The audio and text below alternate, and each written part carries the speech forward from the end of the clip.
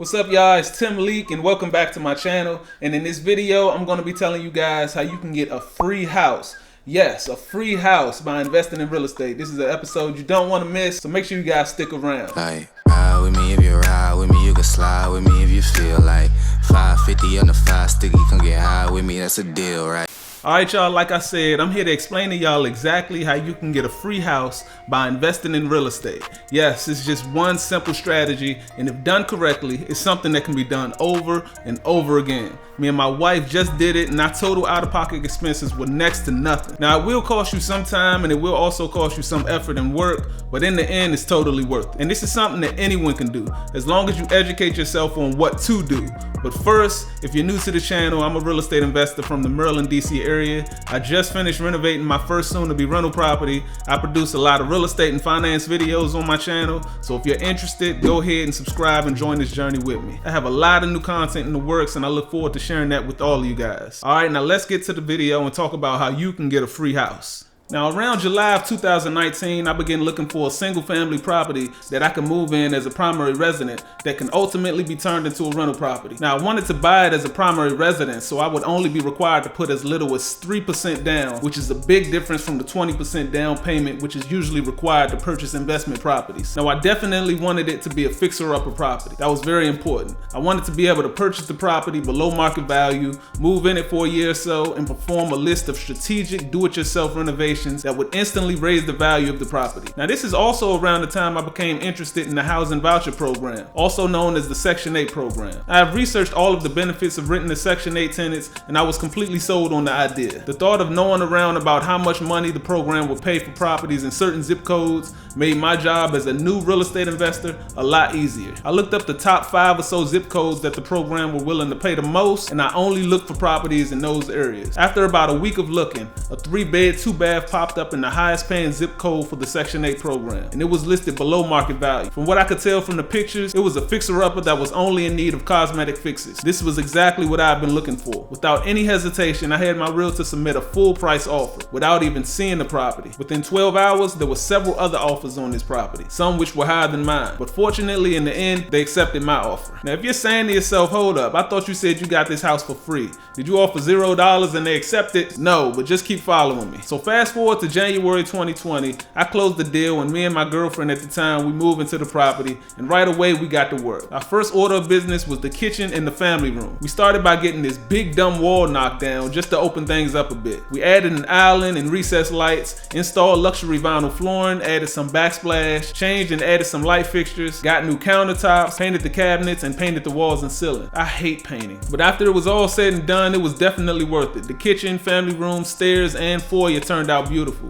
and we saved a lot of money by doing it ourselves, except for the countertops and removing the wall. The next order of business was the bathroom upstairs. This turned out to be a bit of a headache. Problems kept arising, but we managed to solve them each and every time. The finished bathroom turned out nice as well. Now, after installing ceiling fans in the bedrooms upstairs, we decided to focus on outside. We wanted to keep it simple and neat and very easy to maintain. After doing some yard work, the next order of business was the basement. So I got my contractor to frame out the laundry room, put up some drywall, and paint it. When he was done, I went ahead and installed flooring and began working in the basement bathroom. Now, what's something about those bathrooms, but that's where the majority of the problems would take place. But just like the upstairs bathroom, I managed to overcome those hurdles, and in the end, it turned out amazing as well. So after getting rid of all the junk that accumulated over the past year and a half of renovating this place, we decided to finish up painting the rest of the house and had carpet installed in the bedrooms and in the basement. Now, I'm usually not a big fan of carpet, but we decided to get a darker color that won't stain so easily. Before we knew it, we were done renovating the house. We no longer had a fixer-upper property that was in desperate need of updates and remodeling. We now had a fully renovated 3-bedroom, 2-bathroom house that was located in the highest paying zip code for the housing voucher program. And since most of the work was done by us, we spent a lot less money than if we would have hired contractors. Well, how much did it cost? I'm glad you asked. Let's go over the numbers. So from the date we moved into this property up until today, I've kept track of every single penny I spent on renovating the house. Whether I bought a new toilet flapper or a refrigerator, no matter how big or small the repair or update was, I kept track of everything. So in total, on renovations alone for the entire house, we spent $26,085.33. This is not bad at all because the house is completely transformed. And if I would have contracted the entire job out, the number would have easily doubled or tripled. So quite frankly, I'm really proud of that. I was able to learn a lot on do-it-yourself projects and renovations and save a lot of money at the same time. The renovation process took about 1.5 years, and that's mainly because I kept taking extended breaks. It's hard to work a 9-to-5 job and renovate a house at the same time, but I got it done. Now this next step is where all of the magic happens. Now last year when I purchased the property, it was in dire need of updates and repairs, which showed in the price. It was listed as a short sale for $220,000, which I offered, but the bank made a counter offer of $255,000, and then I countered their counter with an offer of $240,000, which they accepted. Since I had a great credit score, I was able to get a conventional loan with only 3% down, which was $7,200. Add the cost of renovations, which was $26,085.33, and my total out-of-pocket expense was $33,285.33. Now it was time to get that money back. Since the house was completely renovated and the market has drastically improved since last year,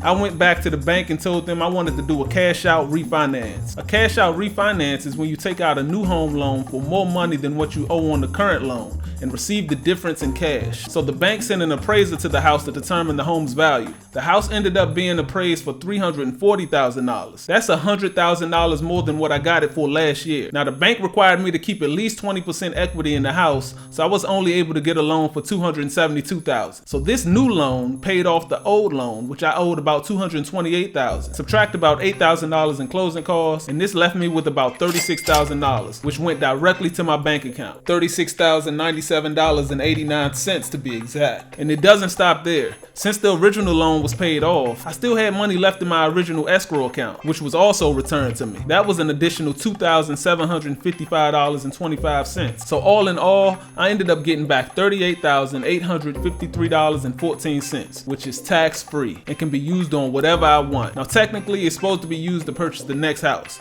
and we just repeat the process over and over again, but you get the idea. So since I ended up getting back $38,853.14 and my total out-of-pocket expenses were $33,285.33, I ended up making a profit of $5,567.81, which is why I say we got a free house. Now technically, I did pay closing costs when I originally purchased the home in 2020, so I still do have a little money in the deal, but not much at all. And also, since we did choose to move in the house to pay a lower down payment, we had to pay the mortgage each month, which is something we would have been paying no matter where we live, whether we were buying or renting. That's just the cost of living. But this strategy is something that can be done without moving into the property as a primary residence. If you have enough money to put down to buy it as a rental and money to renovate the house, you can get the house, renovate it, rent it out, and do a cash out refinance and pull all of your money back out of the house. And it'll be a lot more equity in the house since your down payment was a lot higher. But the way we did it is great for people like me who are new to the world of real estate investing and don't have access to hundreds of thousands of dollars. It allows you to get most, if not all, of your money back. And the best part of it, you have a future income generating property. You get to keep the house as opposed to those who choose to flip properties. Now, how did this cash out refinance affect my monthly mortgage? I got a bigger loan. The loan started all the way back over. I mean, surely it shot up, right?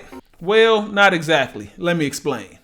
The interest rate on the original loan was 3.75%. Now back in January of 2020, this was actually a really good interest rate. But when the pandemic came, the prices of homes went up and the interest rates went down. For my new loan, I was able to lock in an interest rate of 3.125%. This is 0.625% lower than my original rate. Not only that, on my original loan, I was only required to put down 3%. That was great and all, but unfortunately, if you put down anything less than 20%, you will be required to pay private mortgage insurance, known as PMI. PMI is a monthly fee that gets tacked onto your mortgage payment. It can be anywhere from $50 to a few $100s, depending on your credit and your loan amount. PMI doesn't protect you at all. It's only for the bank. But since banks have all of the leverage at that point, they make you cover that expense. Luckily, my PMI was only $79.54 a month, which is not bad at all. But since I refinanced and the bank required me to leave at least 20% equity in the house, this means I no longer had a PMI payment. So as a result, from getting a lower interest rate and not having a PMI payment, my mortgage went from $1,608.94 to $1,616.45. Yes, my monthly mortgage only increased by $7.51. So not only did I get most of my money I spent on this investment back,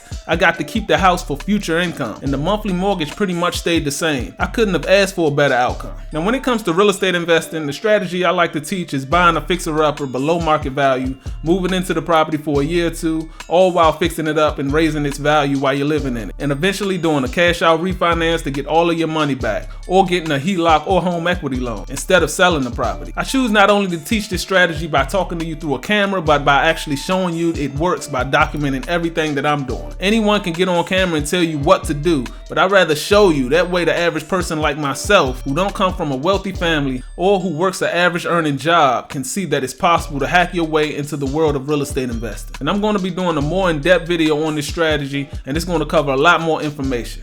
Now, with that being said, I want to thank you guys for watching my video. I hope you enjoyed it. I want to thank everyone who followed me on this Let's Fix This House journey from the very beginning. If you haven't already, make sure you check out that series. It shows me fixing each part of the house. Please remember to hit that like button, and if you haven't already, please subscribe to the channel. And as always, I look forward to seeing you guys in the next video.